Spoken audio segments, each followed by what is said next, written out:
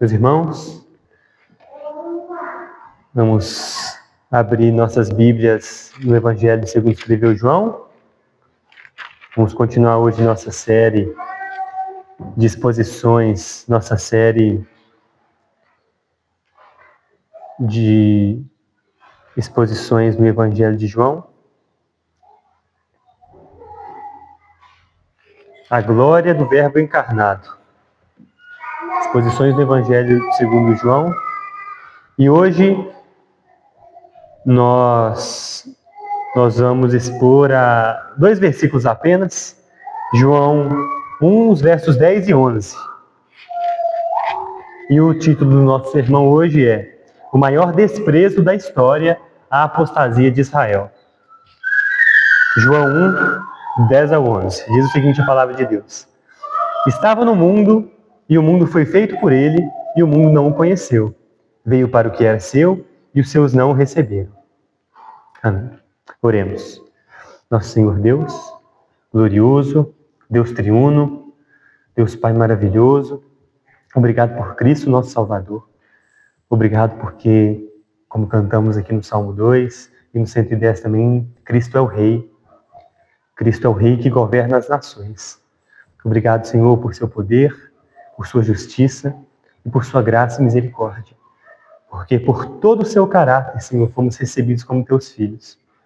Que o Senhor nos abençoe hoje nesse nosso culto, findando o dia do Senhor, que nós possamos compreender as suas escrituras e entender de que maneira elas podem nos transformar e ser transformados por ela hoje, Senhor. Que a tua palavra nos abençoe, não somente no intelecto, mas que transforme as nossas vidas. Que mude, Senhor, os nossos relacionamentos, que mude, Senhor, a forma como nós vivemos o nosso dia a dia, como nós respiramos, como nós nos deitamos e como nós acordamos, Senhor. Guarda o nosso coração de pecar contra Ti, mesmo nas Suas Escrituras, com orgulho, com vaidade, e que o Senhor nos guie no seu entendimento correto e verdadeiro delas, para que então sejamos abençoados em Cristo por meio do Espírito Santo. Amém. Então, meus irmãos, o maior desprezo da história, a apostasia de Israel. Nós estamos expondo o Evangelho de João, e o nome, como eu já disse, dessa série de sermões é A Glória do Verbo Encarnado.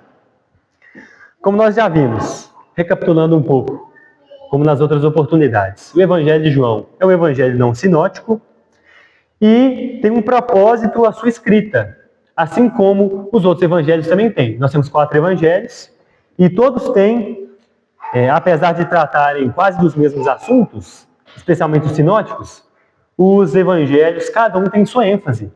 O Evangelho de Mateus, nós podemos falar que é um evangelho que trata sobre a perspectiva do governo de Cristo como rei. O Evangelho de Marcos, ele exalta e ressalta os milagres de Jesus. O Evangelho de Lucas, ele tem também uma outra perspectiva, que é ressaltar a humanidade de Jesus como filho do homem, na união hipostática, e o Evangelho, segundo João, de ressaltar a divindade de Jesus. Então, os 4 evangelhos, eles se complementam como seu foco principal. Em João 20 e 31, nós já vimos em outras oportunidades o propósito dos escritos apostólicos e do Evangelho de João. Diz o seguinte a palavra de Deus: Estes, porém, foram escritos para que creiais que Jesus é o Cristo, o Filho de Deus, e para que, crendo, tenhais vida em seu nome. Esse é o propósito dos escritos. E, como eu disse, especialmente, o Evangelho de João é focado na pessoa de Jesus Cristo, mas não somente nos acontecimentos históricos, mas em sua divindade e nas doutrinas relacionadas à sua divindade. Soberania, eleição, aliança. Ele já começa o Evangelho, como nós vimos no primeiro episódio, na primeira parte, já defendendo Cristo como Criador. E essa é a ênfase do Evangelho segundo escreveu João. E no último sermão, que foi João Batista, o mensageiro do Senhor, nós vimos o chamado de João Batista, como que está conectado com a vinda do Messias, do Cristo. Também vimos um pouco sobre o estado espiritual de Israel, que havia se tornado como Babilônia. nós vimos como esse estado foi o ápice da traição à aliança de Deus, tornando Israel digno de receber o justo juízo de Deus, que foi profetizado outrora pelos profetas. E é nesse estado de pecado e apostasia de Israel e as suas consequências que nós vamos nos aprofundar hoje. Nós vamos dar continuidade a essa compreensão sobre esse estado de rejeição e apostasia que Israel, especialmente no primeiro século, estava acometido. Então, o verso 10, dos 2 versos tratados hoje. Estava no mundo, e o mundo foi feito por ele, e o mundo não o conheceu. Como nós já vimos, lá na primeira parte, o mundo foi feito por Jesus Cristo. Jesus Cristo foi meio pelo qual todas as coisas foram feitas. Ele estava no princípio com Deus, e sem ele nada do que foi feito se fez. Nós já vimos isso. Então, Deus, aqui no verso 10, faz uma acusação contra o ser humano, contra toda a raça humana. Deus acusa os homens de ingratidão. Mas não é uma ingratidão simples. Essa é uma ingratidão suprema. O homem, por sua própria vontade, é tão cego, mas tão cego, que a causa da luz que ele desfruta lhe é desconhecida.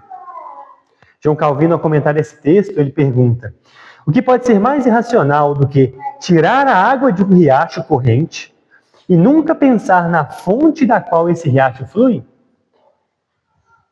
É isso que os homens fazem, meus irmãos. Isso que toda a humanidade faz diante do Deus. É o que o apóstolo Paulo fala em Romanos 1. E não há desculpa adequada para a ignorância do mundo em não conhecer o Cristo. Toda desculpa ela é esfarrapada. E como eu disse, citei Romanos 1, é assim que o apóstolo Paulo trata. E isso vale para todos os homens, de todas as idades, em todas as épocas e em todos os lugares. Esse é o estado natural do homem. Em Romanos 1, do 20 ao 25, diz: porque as suas coisas invisíveis, desde a criação do mundo, tanto o seu eterno poder como a sua divindade, se entendem claramente, se veem pelas coisas que são criadas, para que eles fiquem inexcusáveis. Então, toda desculpa diante da revelação de Deus é esfarrapada. Porquanto, tendo conhecido a Deus, não o glorificaram como Deus, nem lhe deram graças. Antes, em seus discursos, se desvaneceram e o seu coração insensato se obscureceu. Dizendo-se sábios, tornaram-se loucos e mudaram a glória do Deus incorruptível em semelhança da imagem de homem corruptível, e de aves, e de quadrúpedes, e de répteis. Por isso também Deus os entregou às concupiscências de seus corações, à imundícia, para desonrarem seus corpos entre si. Pois estes mudaram a verdade de Deus em mentira, e honraram e serviram mais a criatura do que o Criador, que é bendito eternamente. Amém. Então percebemos que, como estado de todo homem, já que Cristo é o Criador, então Cristo é o rejeitado por toda a humanidade. Em Isaías 53, da liturgia, nós vimos: é o mais rejeitado dentre os homens. É ele. E nós lemos sobre a consequência dessa rejeição, que foi a crucificação e a morte de cruz. Agora, como homem, já que no verso 10, Deus, por meio do apóstolo João, está nos dizendo que o mundo não conheceu o Cristo, ou seja, que o mundo, os homens naturalmente são ingratos diante do Cristo como Criador. O mundo foi feito por ele. Estava no mundo, e o mundo foi feito por ele, e o mundo não o conheceu. Mas como o homem pode rejeitar a Cristo antes da encarnação? Nós já vimos que Cristo é o Criador. Mas essa pergunta pode surgir na mente. Como que todos os homens de todas as eras rejeitam a Cristo, sendo que Cristo encarnou? Somente ali, por volta dos primeiros séculos, né? Primeiro ponto, que Cristo nunca esteve ausente do mundo. O mundo foi feito por ele e o mundo é sustentado por ele. E além de João, o apóstolo Paulo também nos diz em Colossenses 1, 16 e 17, porque nele foram criadas todas as coisas que há nos céus e na terra, visíveis e invisíveis, sejam tronos, sejam dominações, sejam principados, sejam potestades. Tudo foi criado por ele e para ele. E ele é antes de todas as coisas, e todas as coisas subsistem por ele. Então, Cristo nunca esteve ausente do mundo. Cristo sempre existiu. Antes de Deus se revelar em Cristo encarnado, Deus triuno, os homens não o conheceram já. E depois que Deus veio ao mundo, os homens permaneceram também sem o conhecer. Então o homem rejeita Cristo como Deus criador e o homem rejeita Cristo também como Deus encarnado. E apesar de Cristo ser rejeitado por todo homem naturalmente, ele ainda foi rejeitado de uma maneira mais especial. De uma maneira mais especial, Cristo foi rejeitado. E é o que o apóstolo João diz aqui no verso 11. Veio para o que era seu e os seus não o receberam. Então nós temos uma rejeição geral, genérica e universal, mas nós temos aqui o apóstolo João, Deus por meio dele, nos apresentando uma rejeição específica, uma rejeição especial. Veio para o que era seu e os seus não o receberam. Vamos lá. O que era seu? O que era seu? O que significa esse o que era seu? Deus separou os judeus das outras nações para serem a sua própria herança. Isso tudo por quê? Porque Cristo nasceria deles. Cristo nasceria de Abraão, Cristo nasceria de Isaac, de Jacó, Cristo nasceria de Judá e por aí vai. Todos os ascendentes de Cristo são especiais exatamente pelo fato de eles serem ascendentes de Cristo e de Cristo ser o centro das Escrituras. Então Deus separa, por isso, os judeus das outras nações para serem a sua própria herança, para serem um povo do qual o Messias viria.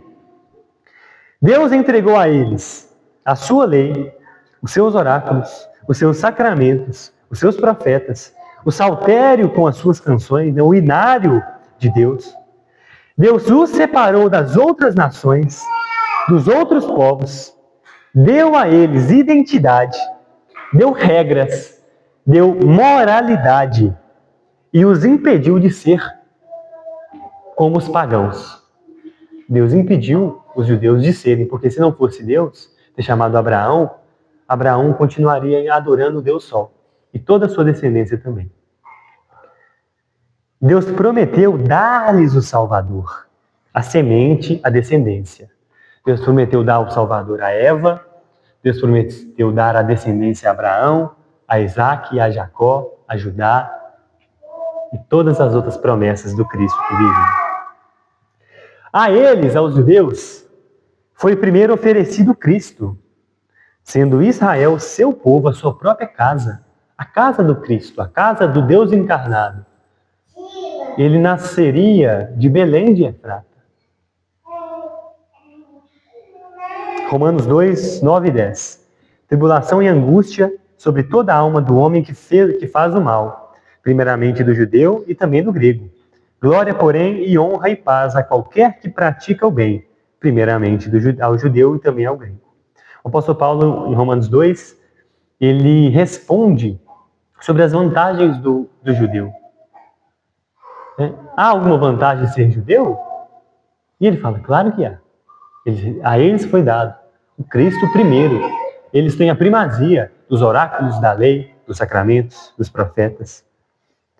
E esse texto aqui, Romanos 2, 9 e 10, ele fala, tribulação e angústia, primeiro ao judeu, também ao grego, glória e honra, primeiro ao judeu, também ao grego. Então, o judeu tem a primazia de ter primeiro recebido Cristo. Ter primeiro sido o berço do próprio Cristo. Ele tem a primazia de ser o povo do próprio Deus encarnado, o povo de Deus. Contudo, no verso 11, veio para o que era seu. O que então era seu? Os judeus. Eles eram o povo de Deus, herança do Senhor, povo separado. E os seus não o receberam. Os seus não o receberam. Israel, então, rejeita a Deus de uma maneira muito, muito, muito especial. Não somente como toda a humanidade, porque todos são indesculpáveis em Romanos 1, 20. Mas Israel, então, rejeita. Os seus não o receberam. O primeiro ponto que nós vamos refletir sobre a rejeição de Israel do Deus encarnado, de Cristo, é a inversão espiritual. O estado espiritual que Israel tinha enquanto povo de Deus e que se tornou quando da encarnação do Cristo do Verbo.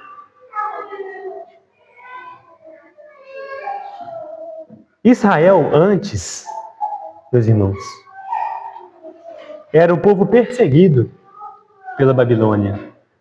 Israel era o povo que foi levado cativo, o povo que era perseguido por causa do seu distintivo divino, por ser o povo de Deus.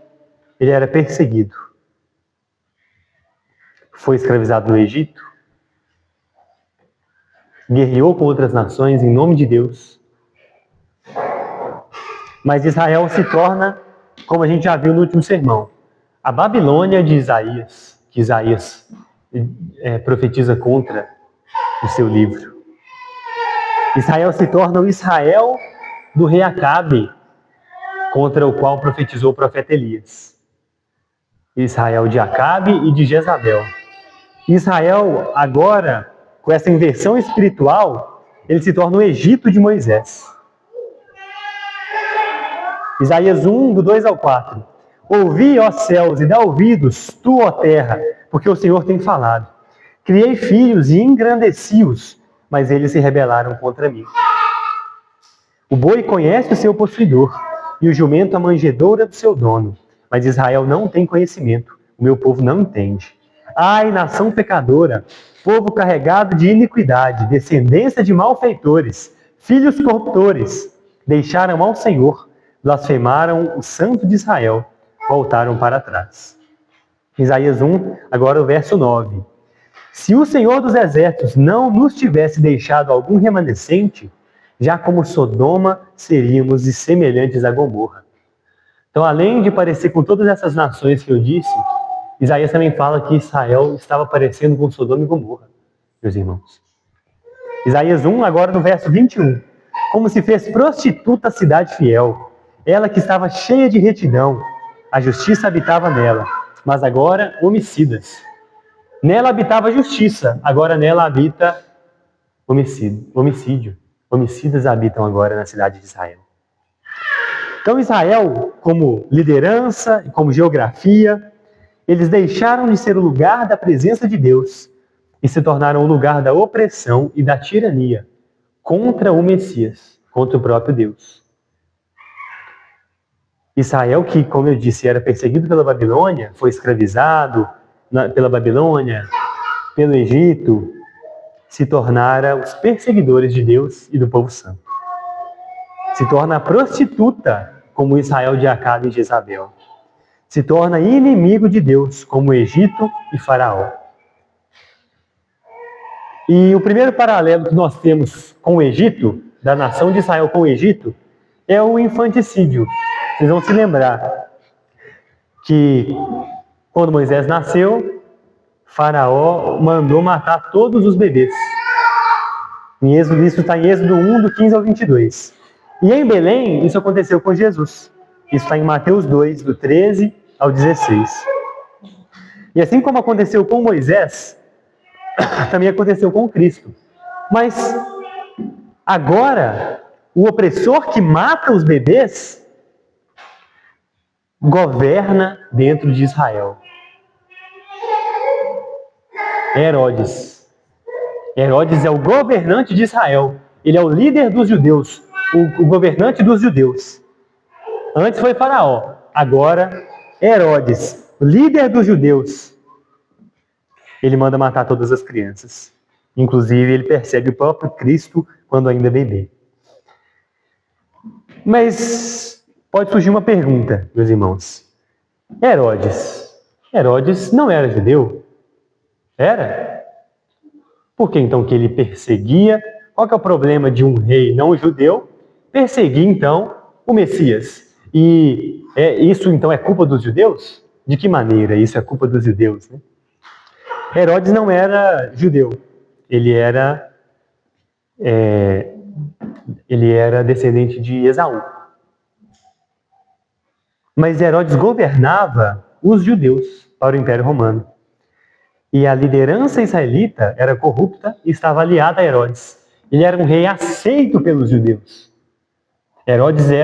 Os judeus eram coniventes com o governo de Herodes. Isso vai ficar ainda pior. Nós vamos perceber como que isso ainda fica pior. Marcos 3, verso 6, diz o seguinte: E tendo saído os fariseus, tomaram logo conselho com os herodianos contra ele, procurando ver como o matariam. E tem outros textos também que falam sobre isso. Os fariseus aqui, eles tomaram conselho com os herodianos, ou seja, eles eram coniventes com o governo de Herodes sobre os judeus. E Herodes, assim como o faraó no Egito, persegue os filhos e promove o infanticídio, que outrora era contra Moisés, agora é contra o Cristo, o próprio Deus encarnado. Um outro sinal de que Israel havia se tornado como o Egito é o fato de que o Messias ele precisa fugir da Terra Santa para sobreviver. Por causa desse infanticídio também, o próprio Filho de Deus não encontra segurança na Terra Prometida. Em Jerusalém, e na Judéia, na Terra da Promessa, o Cristo não encontra paz. Ele deve fugir. E ele e sua família buscam refúgio no Egito, na terra que historicamente foi a maior inimiga do seu povo. Eles fugiram, nós tínhamos um êxodo do Egito, e agora nós temos um êxodo da Terra Prometida para o Egito. Mateus 2, do 13 ao 15, diz o seguinte: E tendo ele se retirado, eis que o anjo do Senhor apareceu a José num sonho, dizendo: Levanta-te e toma o menino e sua mãe, e foge para o Egito, e demora-te lá até que eu te diga, porque Herodes há de procurar o menino para o matar. E levantando-se ele, tomou o menino e sua mãe, de noite foi para o Egito. E esteve lá até a morte de Herodes, para que se cumprisse o que foi dito da parte do Senhor pelo profeta, que diz: Do Egito chamei o meu filho. E essa profecia está em Oséias 11:1. Quando Israel era menino, eu o amei, e do Egito chamei a meu filho. E agora o evangelista Mateus, o apóstolo Mateus, ele interpreta essa profecia como sendo sobre o próprio Cristo, que foi chamado do Egito. Então, enquanto Israel do Antigo Testamento foi tirado do Egito físico, Jesus, o verdadeiro filho obediente, ele precisa sair do próprio Israel, sair da terra prometida, sair de um Israel agora apóstata, que agora era o Egito espiritual, em um novo êxodo. O êxodo de Moisés e do seu povo foi do Egito para a terra prometida. O êxodo do Cristo foi da terra prometida para o Egito. Nós vemos a inversão mesmo espiritual do Estado de Israel. Um próximo ponto, meus irmãos, que demonstra a apostasia de Israel é a corrupção da liderança. Israel traiu, e agora vai ficar mais claro por que a aliança dos judeus com Herodes era maldita. Israel traiu a linhagem santa e as promessas divinas. Israel fez aliança com poderes pagãos. Jeremias 33, 17 e 18 diz o seguinte: Porque assim diz o Senhor, nunca faltará a Davi homem que se assente sobre o trono da casa de Israel, nem aos sacerdotes levíticos faltará homem diante de mim, que ofereça holocausto, queime oferta de alimentos e faça sacrifício todos os dias. Deus prometeu o quê aqui, meus irmãos? Que nunca faltaria um descendente legítimo de Davi no trono.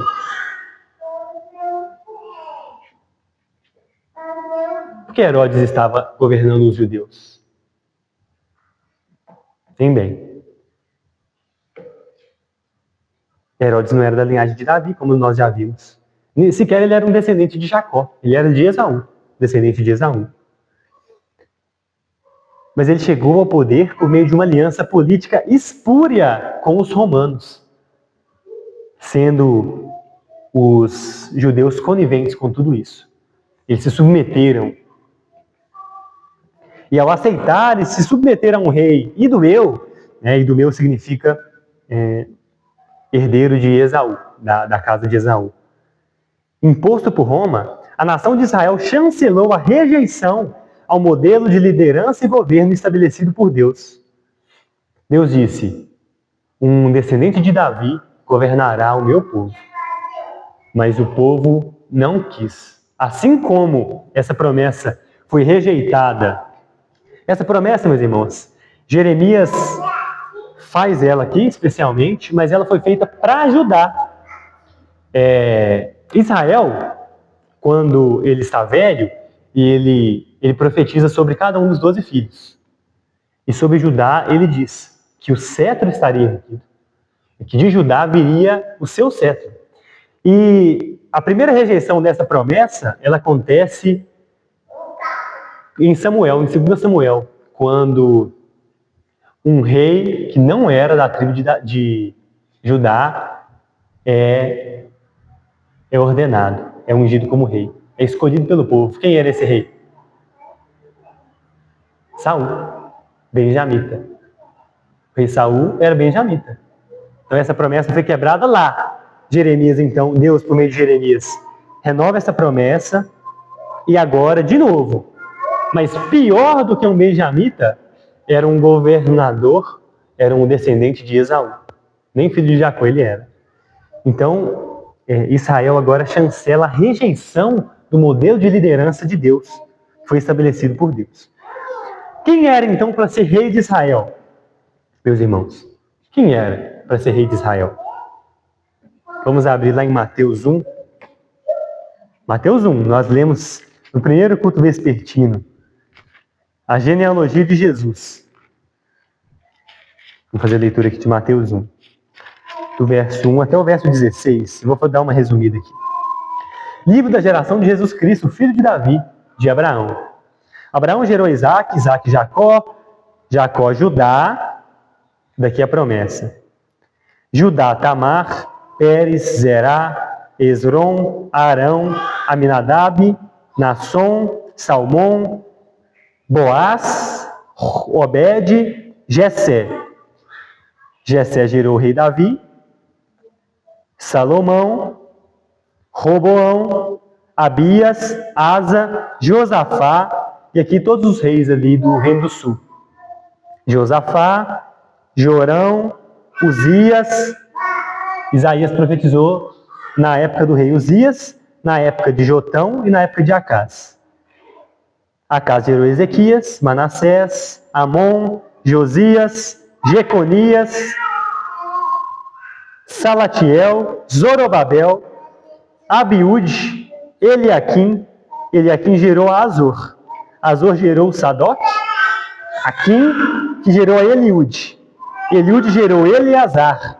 Eleazar gerou Matã. Matã gerou a Jacó. E quem Jacó gerou? José, marido de Maria, da qual nasceu Jesus, que se chama o Cristo. Quem era o legítimo rei de Israel? José. José era o legítimo descendente de Davi, o legítimo rei de Israel. Israel devia ser governado pelo rei José e pela rainha Maria. Eles eram a família real de Israel. Assim como aqui no Brasil nós temos os Orleans e Bragança, que são a família real, apesar de não termos mais reis, Herodes governava os judeus, mas a família real era a família de Jesus. Por isso Jesus é o rei digno. Nós cantamos no Salmo 2, ele é o rei das nações. Por quê? Porque ele era descendente, por meio de José, da tribo de Davi. Em Lucas 1,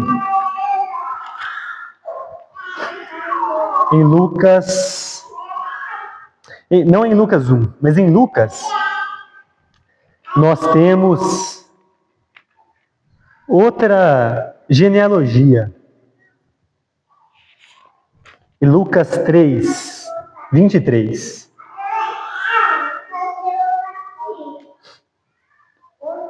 José, Eli, Matã, Levi, Melqui, Janai, José, Matatias, Amós, Naum, Esli, enfim.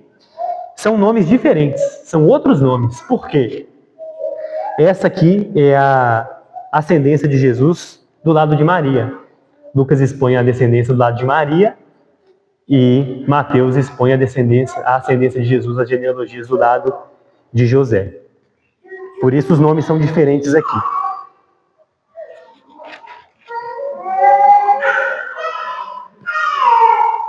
Então, meus irmãos, a família real era José e Maria, mas eles não estavam no trono.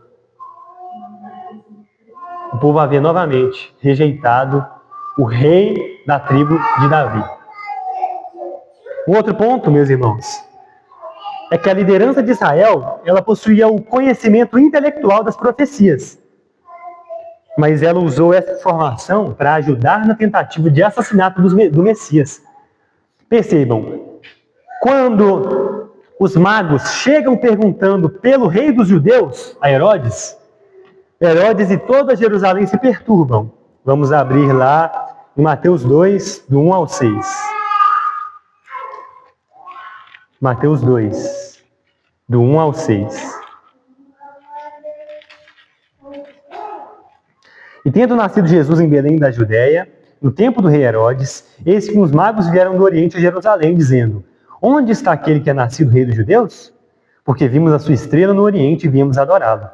E o rei Herodes, ouvindo isso, perturbou-se, e toda Jerusalém com ele.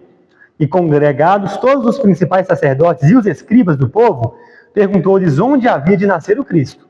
E eles lhe disseram: em Belém de Judéia, porque assim está escrito pelo profeta: E tu, Belém, terra de Judá, de modo nenhum és a menor entre as capitais de Judá, porque de ti sairá o guia, que há de apacentar o meu povo Israel.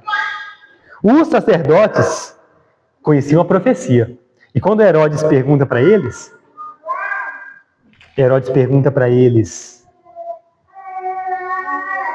onde havia de nascer o Cristo? Eles respondem: em Belém. Então, eles conheciam a profecia, mas nenhum deles vai lá em Belém adorar o Messias. Nenhum deles. E essa profecia está em Miqueias 5, 2. E tu, Belém Efrata, posto que pequena entre os milhares de Judá, de ti me sairá o que governará em Israel, e cujas saídas são desde os tempos antigos, desde os dias da eternidade. Então percebam, queridos, eles conheciam a profecia, mas eles não vão adorar. O texto bíblico, que deveria gerar a celebração e arrependimento em Israel, serve apenas como um mero relatório burocrático para um rei tirano. Um outro ponto, queridos, sobre a apostasia de Israel é que João Batista e Jesus, nas suas pregações, identificam Israel como raça de víboras. O que significa raça de víboras? Na língua grega, raça não evoca a ideia de povo, mas a ideia de descendência. Do grego, significa descendência ou semente. Ao fazer essa acusação, João Batista especialmente, ele aplica a Israel a profecia de Gênesis sobre a semente da serpente. Em Gênesis 3,15 diz: E porém inimizade entre ti e a mulher, entre a tua semente, ou seja, a semente da serpente, e a sua semente, da mulher. Esta te ferirá a cabeça e tu lhe ferirás o calcanhar. Nós temos então a profecia de duas sementes: a semente da mulher e a semente da serpente. E ao rejeitarem o arrependimento, os religiosos de Israel deixaram de agir como um povo santo e passaram a manifestar a natureza do próprio adversário de Deus. Ou seja, eles não eram mais filhos de Abraão, eles eram filhos da serpente. Isso significa ser raça de víboras. Eles acreditavam que a salvação e a aprovação divina estavam garantidas de forma automática, por herança biológica, por serem filhos de Abraão, pelo sangue, né? Rejeitando a necessidade de um relacionamento real e de uma obediência real com o Senhor. Mateus 3,9, João Batista fala também com eles: E não presumais de vós mesmos, dizendo: Temos por pai a Abraão. Porque eu vos digo que mesmo destas pedras, Deus pode suscitar filhos a Abraão. Então, a aliança abrâmica não era garantia de salvação, mas uma administração histórica da aliança da graça. Isso nós temos estudado às terças-feiras, né? Que apontava para Cristo como cumpridor da lei, exigindo fé do povo do pacto. Percebam como que a aliança abrâmica não é garantia de salvação.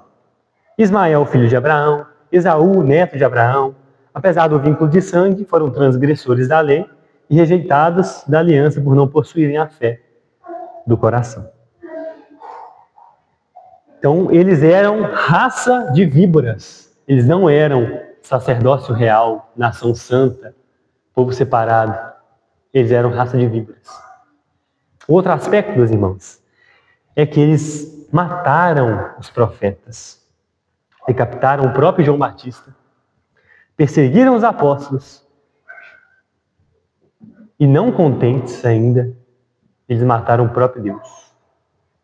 Jerusalém, Jerusalém, Mateus 23, 37. Jerusalém, Jerusalém, que mata os profetas e apedrejas os que te são enviados. Quantas vezes quis eu ajuntar os teus filhos como a galinha junta os seus pintos debaixo das asas e tu não quiseste? Jerusalém que mata os profetas. E nós temos vários relatos em Jeremias, apedrejamento de profetas. João Batista, queridos, ele era o maior de todos os levitas. Lembra da profecia? Que diz que não se afastará descendente de Davi no trono e nem levita para oferecer sacrifício. João Batista era o maior de todos os levitas. Lucas 1,5 diz: existiu no tempo de Herodes, rei da Judéia, certo sacerdote chamado Zacarias, da ordem de Abias, cuja mulher era das filhas de Arão e o seu nome era Isabel. Então, João Batista, meus irmãos, João Batista era descendente de Zacarias, da tribo de Levi. João Batista era um levita, e ele era o maior levita que já existiu. O maior de todos os levitas era João Batista, o verdadeiro sacerdote que preparou o caminho para o Cristo. E ele foi decapitado pelo governante dos judeus. Mateus 11:11. Em verdade vos digo que entre os que de mulher têm nascido não apareceu alguém maior do que João Batista, mas aquele que é o menor no reino dos céus é maior do que ele. Então os profetas foram mortos. João Batista foi decapitado, o maior dos levitas. E o que acontece com os apóstolos? Em Mateus 24:9, o próprio Cristo profetiza: então vos hão de entregar para serdes atormentados e matar-vos-ão, e sereis odiados de todas as nações por causa do meu nome. Então os apóstolos seriam perseguidos por causa do nome de Cristo. Isso se cumpriu no livro de Atos e em todo o Novo Testamento. E o ápice da apostasia, meus irmãos, no ápice da apostasia, como eu disse, eles mataram Deus. Eles mataram o próprio Cristo.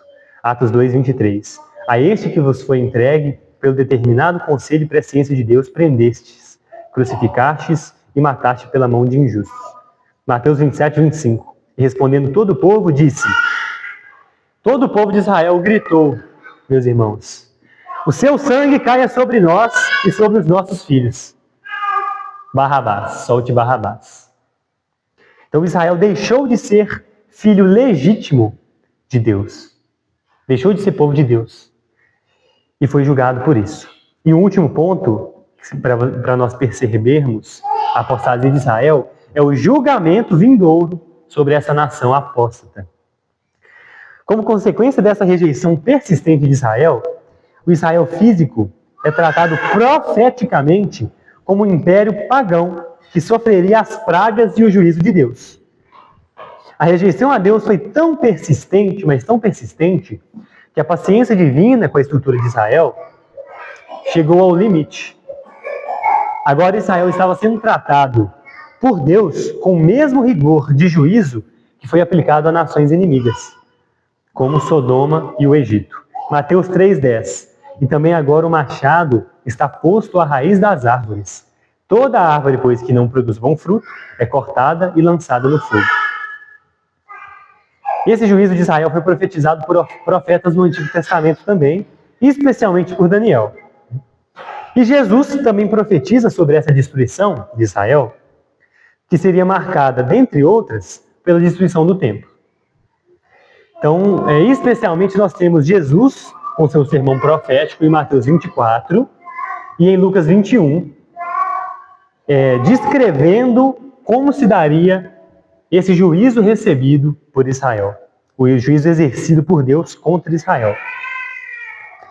Muitos acham que quando a Bíblia fala da vinda do Senhor, ou de um juízo de Deus, ela se refere somente ao juízo final. Mas isso não é verdade. Nas Escrituras nós temos diversos juízos de Deus contra as nações. Nós temos juízos que são locais, não universais. Por exemplo, o Egito, Babilônia, a Israel antiga, norte e sul. Nós temos Tiro, Sidom, Sodoma e Gomorra, Diversas nações no Antigo Testamento receberam o justo juízo de Deus. E esse agora sobre Israel era um juízo temporal local. Então em Mateus 24, em Lucas 21, Jesus está profetizando um juízo local, um juízo momentâneo, um juízo temporal. Não se referia somente ao juízo final contra a nação de Israel por toda essa traição. Mateus 24, os versos 1 e 2. Quando Jesus ia saindo do templo, aproximaram-se dele os seus discípulos para lhe mostrar a estrutura do templo. Jesus, porém, lhes disse: não vedes tudo isto? Em verdade vos digo que não ficará aqui pedra sobre pedra que não seja derrubada. E lá em Lucas 21, nós temos também no verso 20 ao 22. Mas quando virdes Jerusalém cercada de exércitos, sabei então que é chegada a sua desolação.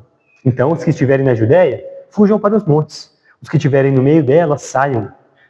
E os que nos campos não entrem nela, porque dias de vingança são estes, para que se cumpram todas as coisas que estão escritas. Não percebam, meus irmãos. Jesus vê o templo e fala para os discípulos: não ficará pedra sobre pedra. O que ele está falando em Mateus 24, no começo de Mateus 24? Sobre a destruição do templo. E em Lucas 21 nós vemos mais detalhes, né? Jesus está falando o seguinte, olha: quando vir Jerusalém, isso é o juízo final? Jerusalém cercada de exércitos, sabe então que é chegada a sua desolação. Se esse fosse o juízo final, faria sentido o verso 21? Não. Então os que estiverem na Judéia fujam para os montes. Se Jesus está retornando no juízo final para julgar todas as nações, o que vai adiantar fugir para os montes? Absolutamente nada. Os que estiveram no meio da Judéia,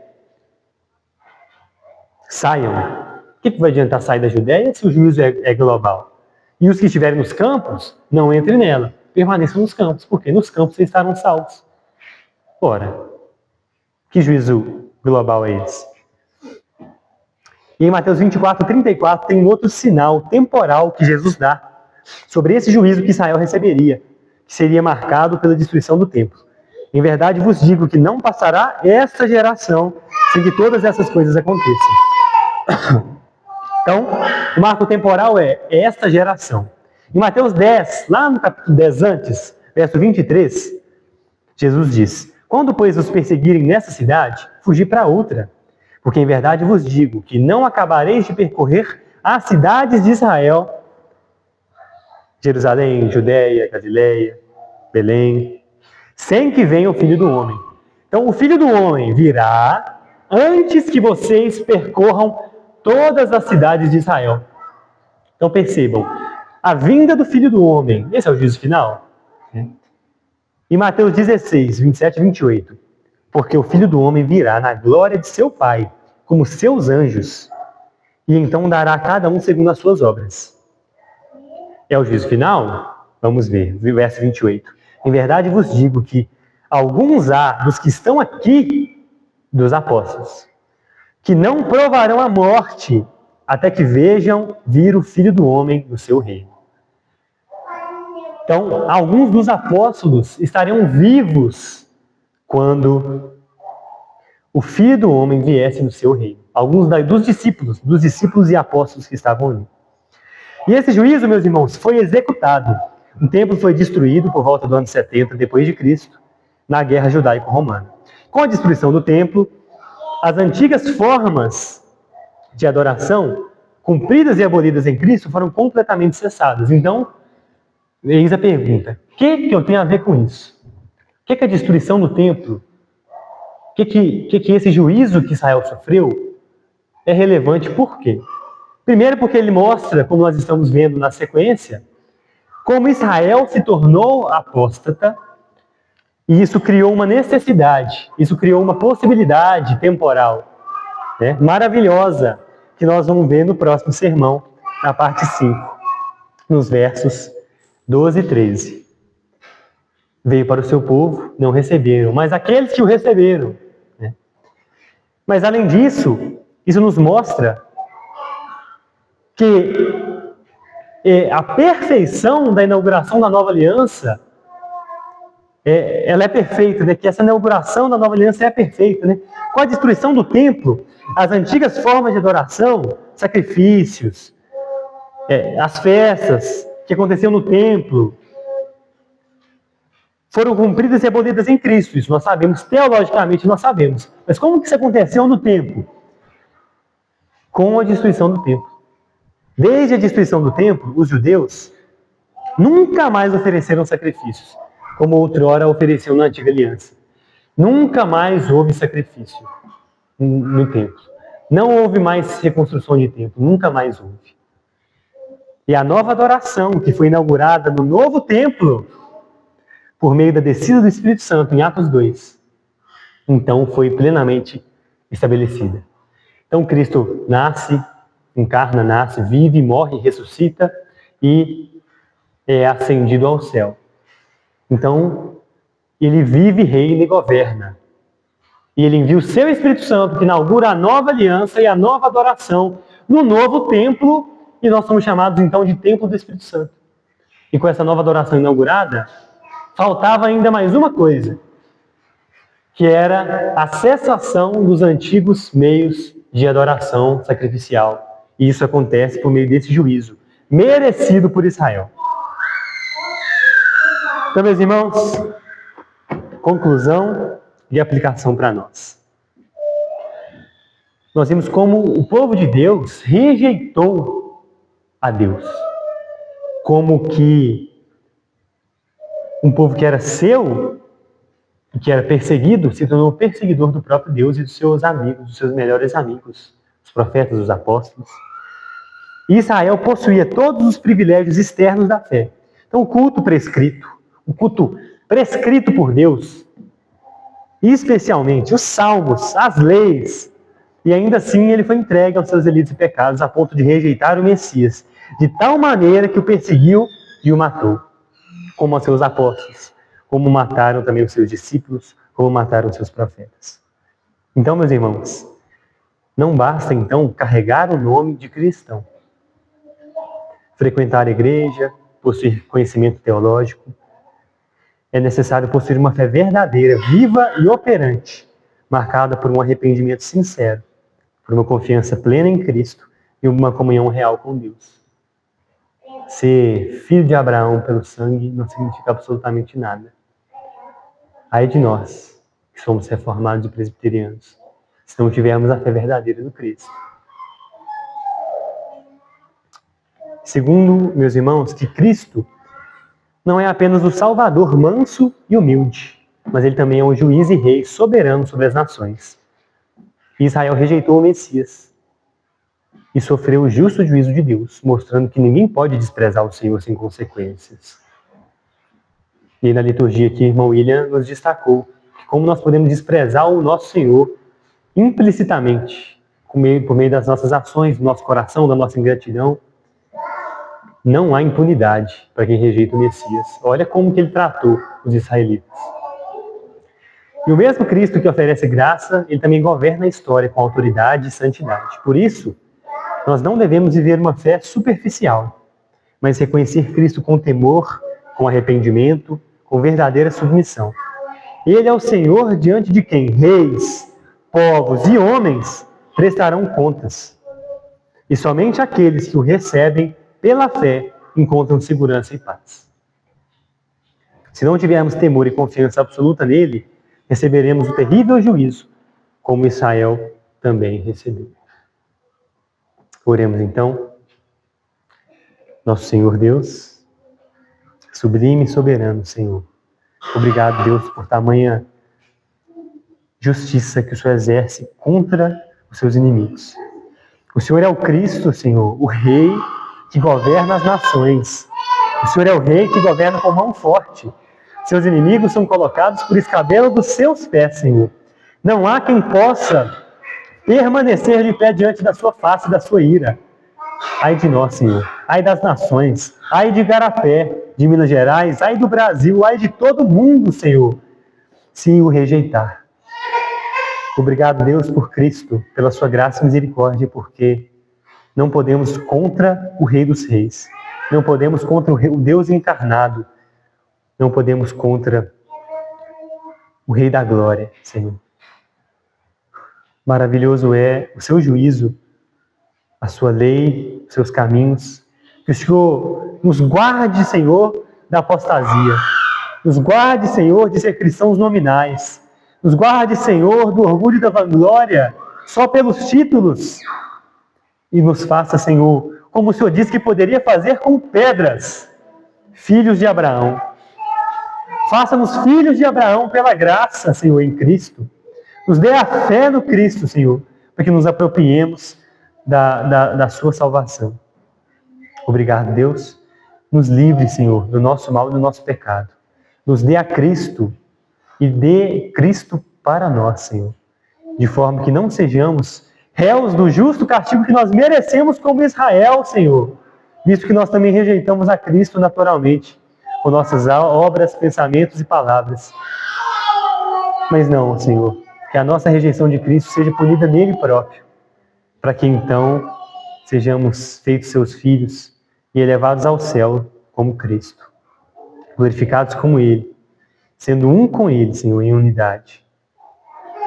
E que possamos nos gloriar não em nós mesmos, mas no Cristo soberano.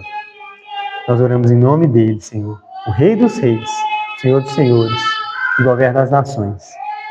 Amém.